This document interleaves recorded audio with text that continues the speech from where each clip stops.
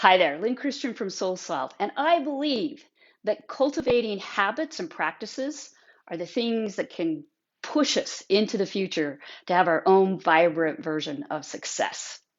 But first, I think there are a few things that we need to talk about before we start cultivating those habits. And it's something that I learned as a kid, and maybe you learned this too.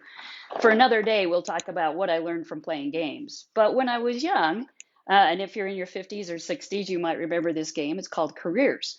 Before you could even play the game, you needed to decide what success was for you.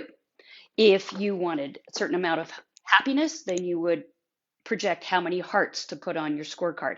If you wanted a certain amount of fame, how many stars, certain amount of wealth, how many dollar signs. Think about it for just a second. We can go ahead and cultivate practices and habits to be successful, but if we haven't defined what success is before we start working toward that success, how will we know if we've even reached it? So you can find associated with today's Facebook Live my blog on 30 habits of the successful people.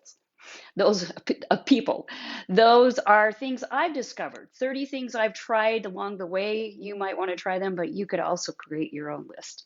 Here's where I say maybe start if you really want to be successful. Look inward first and ask yourself, how will I know if I'm successful? How many lightning bolts do I want? Inspiration. How much love do I want? Hearts. How much happiness do I want? How many smiley faces? How much wealth? Or does the wealth equate to freedom and you have another emblem for that?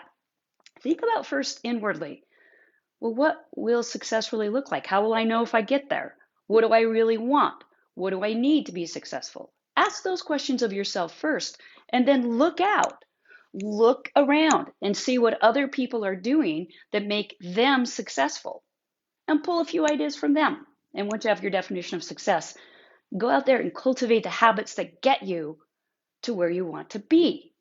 Now, in the blog that you'll see accompanying this little presentation, a few of the things that I came up with was learning how to manage my finances wisely, learning how to exercise regularly for my body, how to unplug and recover, how to develop conversational intelligence so I could articulate and communicate well, and how to take on new challenges. I believe you can be successful. First of all, though, you have to decide, what does that mean? Thanks for joining me today.